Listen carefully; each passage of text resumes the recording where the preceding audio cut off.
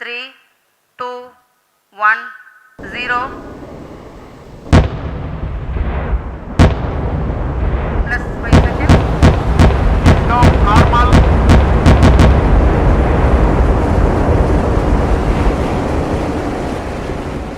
(1963) Vikram Sarabhai Thumba rocket launching station की स्थापना कर रहे हैं।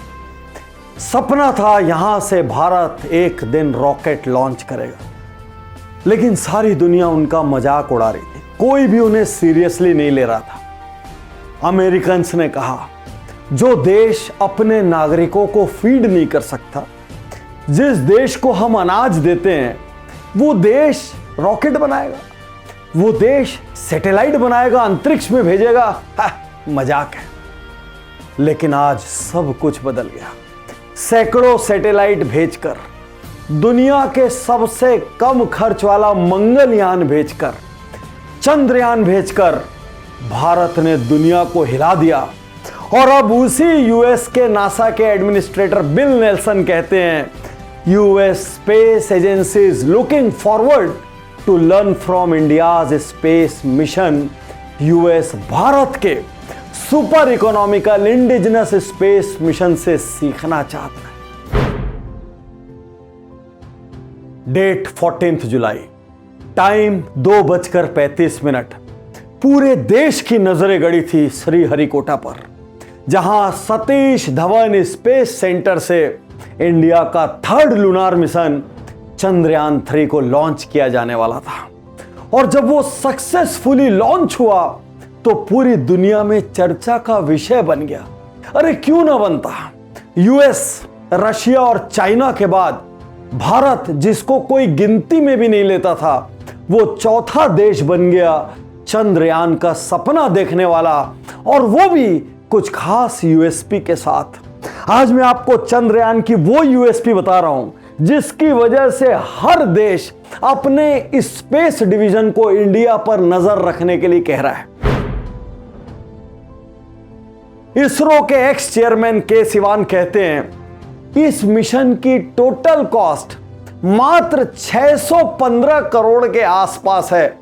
और आप जानकर आश्चर्यचकित रह जाएंगे कि स्पेस पर जो मूवी बनी इंटरस्टेलर, उसकी कीमत भी इससे ज्यादा है।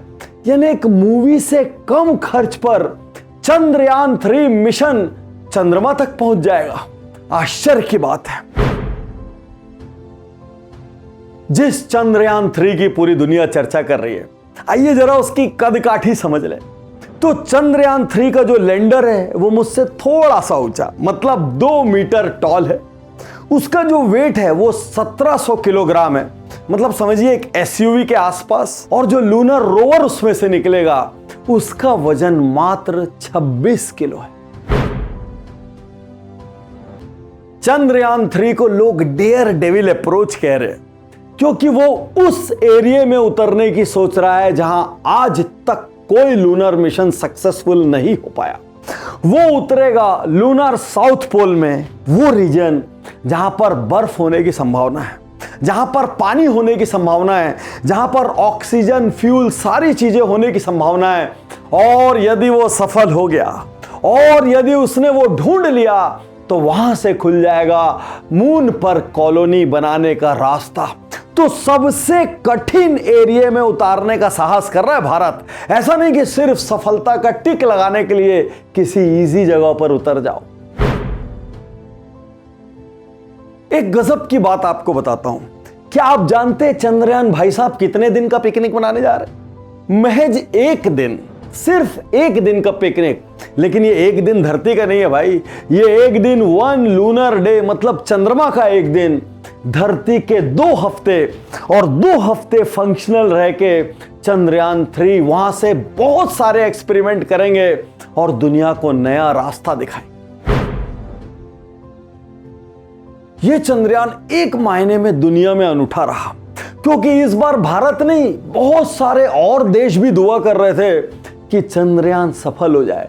कारण क्या था? दुनिया की आंखों की किरकिरी रूस एक लूना में बैठकर 47 साल बाद चंद्रमा को फतह करने निकल पड़ा था। और साथ साथ चंद्रयान भी जा रहा था। भाई धरती पे ट्रैफिक जैम तो रोज सुनते हैं, इस बार चंद्रमा पे ट्रैफिक जाम ना हो जाए, एक्सीडेंट ना हो जाए, ये सबके दिमाग में आ रहा था।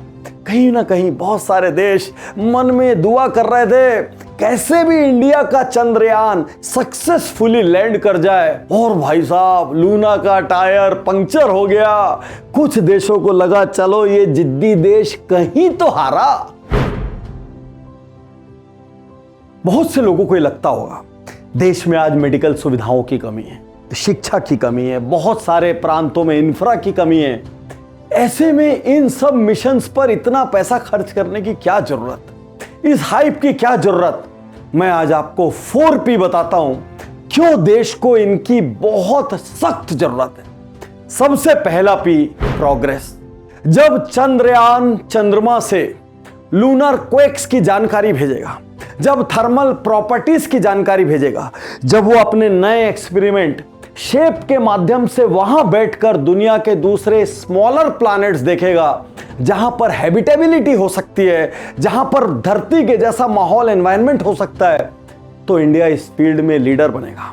जिस तरीके से पूरी दुनिया आज आईटी के लिए इंडिया की तरफ देखती है, उसी तरीके से पूरी दुनिया स्पेस के प्रोग्रेस के लिए इंडिया की तरफ देखेगी और देश में स्पेस का एक कल्चर बनेगा। क्योंकि आने वाली सदियों में जितनी भी जंग है, दुनिया के महानतम वैज्ञानिक कह रहे हैं या तो वो स्पेस में होगी या तो वो ओशियंस की तलहटी में होगी। इन दो को छोड़कर बाकी और कहीं जंग नहीं होने वाली। तो प्रोग्रेस का बहुत बड़ा पैरामीटर है स्पेस। दूसरा P प्राइड ऑफ नेशन। आज अधिकांश चीजों की बात करते हुए हम कहते हैं फला देश हमसे इस चीज में आगे, वो देश सफाई में आगे, वो देश ह्यूमन इंडेक्स में आगे, वो देश हैप्पीनेस में आगे। बहुत कम जगह है जहां हम ये कह पाते हैं इंडिया आगे। अब जब सीना चौड़ा करके हम ये कहेंगे कि इंडिया आगे है, और सोच कर देखिए यूएस इतना बड़ा देश है, यूएसएसआर बहुत सालों से इस क्षेत्र में आगे है, चाइना एक जिद्दी देश है जो हर किसी को हर क्षेत्र में पछाड़ता चला जा रहा है। यदि उन सब के सामने सीना ठोक कर इंडिया खड़ा है तो ये हर नागरिक के लिए गर्व की बात है, हर वैज्ञानिक के लिए गर्व की बात है, और हर देश में अपने राष्ट्र पर गौर करने के कुछ कारण जरूर होने चाहिए। तीसरा P पैसा। सोचिए विश्व गुरु इंडिया बने ना बने, स्पेस गुरु बन जाएगा तो आज जिस तरीके से बहुत सारे देश इंडिया के माध्यम से अपने सैटेलाइट लॉन्च करते हैं, वो अपने सारे प्रोजेक्ट्स के लिए इंडिया का मुंह देखेंगे। क्योंकि इंडिया ज्यादा स्वीकार्य है, इंडिया हमेशा ज्यादा इकोनॉमिकल होगा।